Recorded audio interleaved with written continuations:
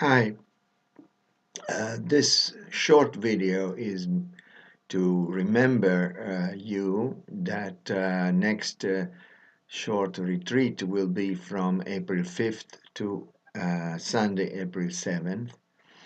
And I want to tell you of something that happened last time.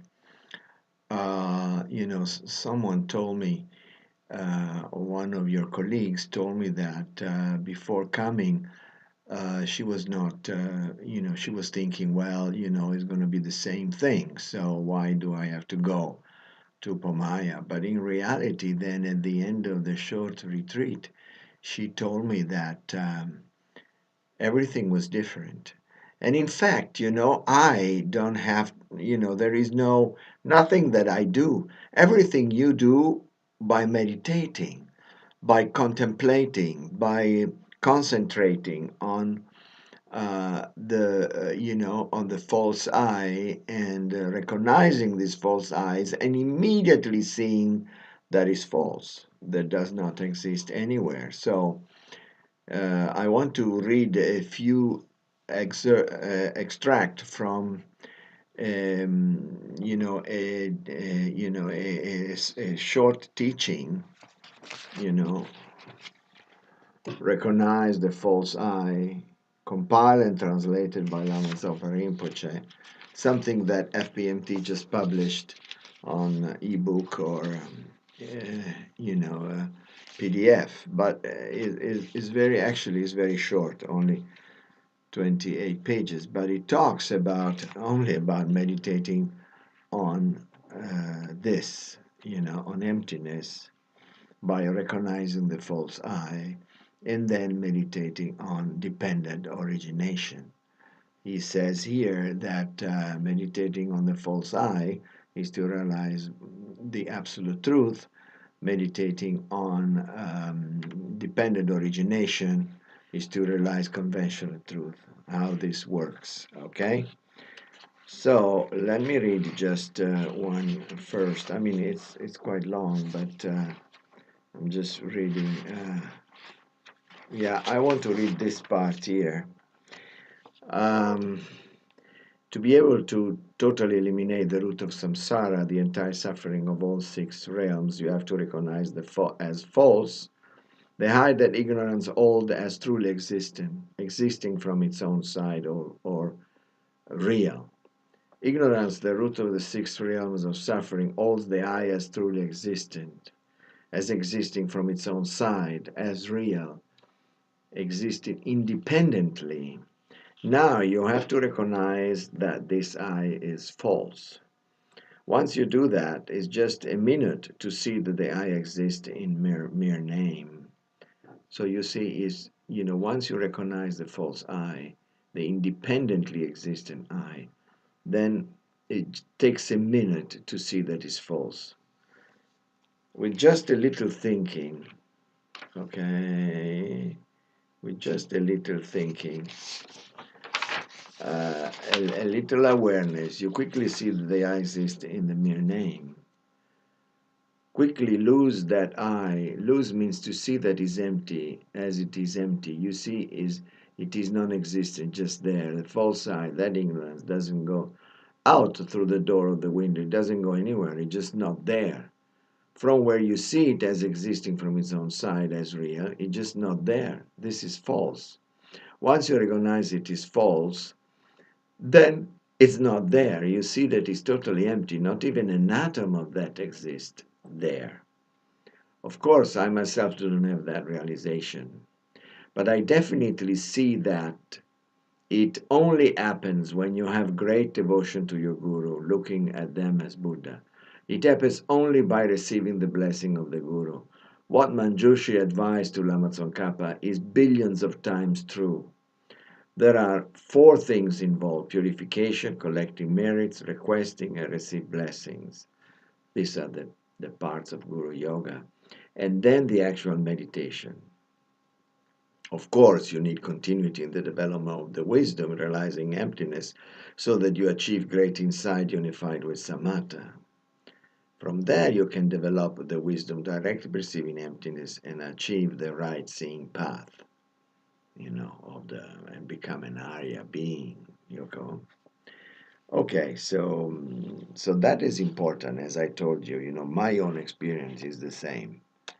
That is, as much as your devotion in the Guru and seeing him as a real Buddha increases, that increases the profundity of your understanding of sunyata. Okay, that's it. I mean, now what I do is my Guru Yoga. For example, Garden Lakyama, I visualize Lama Tsongkhapa with the two disciples in front on a cloud of the color of white milk, coming from the heart of Maitreya, of Tushita land with Maitreya there. Well, sometimes I change and it looks like my own root guru. And then again, Lama Tsongkhapa, and then I change it in my own root guru. Like this, you develop the real conviction that is the same thing. And now we are in a total hallucinated world. Everything is produced by karma, okay? So we don't see it as Buddha, but because our karma doesn't allow, okay, but it is how the Buddha is benefiting us, okay? So let's see here. Yeah, okay. There is another point here, but I already saw that. Yes. So the first second, I is merely imputed by the mind. The next second, what appears back appears in a way that is totally opposite to the reality. Just now, the I merely imputed from the side of our mind, but the next second it appears to us we have an extremely gross view. The I is permanent, not changing due to cause and condition, existing alone, pre-existing to our consciousness, perceiving it, without depending on its part, existing with its own freedom, without depending on the aggregates. By the way, why they are called aggregates? Because it's a compound, putting together a lot of causes and condition and parts. Okay. Okay. So. Okay, so then he goes on talking about the four school, the tenets that you are studying now, so I will not go.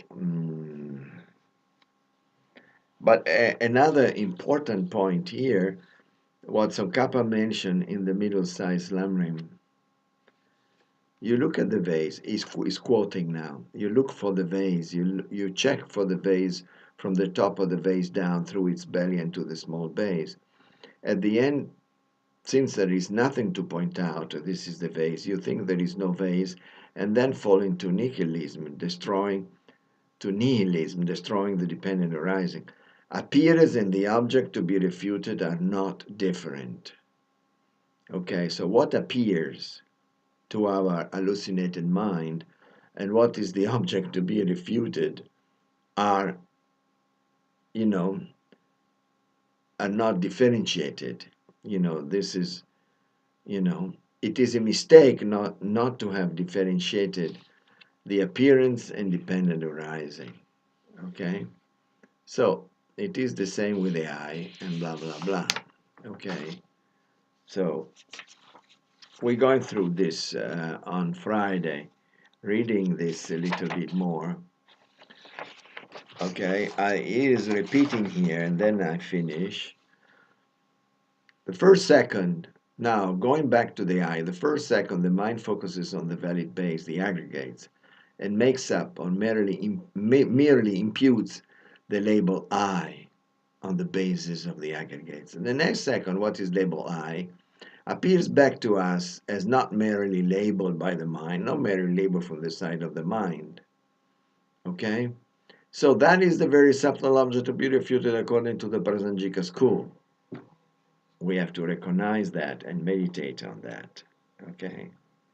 So this is practically, he says, how we have to meditate. is on this. But after this, there is another meditation you can do while you are eating, walking, working, playing music, or jogging, so that the real I, which is not there, will live long and not die. Jogging, okay, because we live long and not die, he says. Suddenly, ask yourself, what am I doing? Your answer, I'm jogging. Then ask yourself, why do I say I'm jogging? You ask the question. Then slowly check your feeling, your eye, your view of your eye. There is no other reason at all that you say that you are jogging except the valid aggregates, which is the aggregates of form. The body is doing the action of jogging. That's all.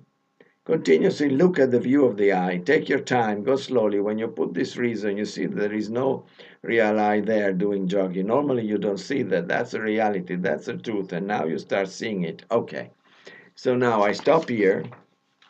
And as I told you, be involved in many things and doing on Saturday and Sunday that are important for your life or your study or whatever. It's true. And I don't object that. But don't think that if you come here, you go through the same experience. Every time is completely different because you are meditating, you're contemplating, and the way you are penetrating into this is different. You can improve, you can go deeper, you can get a new intuition. I don't know what you're going to do because it's all up to you. It's all your mind. I am nothing. I'm just someone who is putting you together to do what is important for your mind. Okay?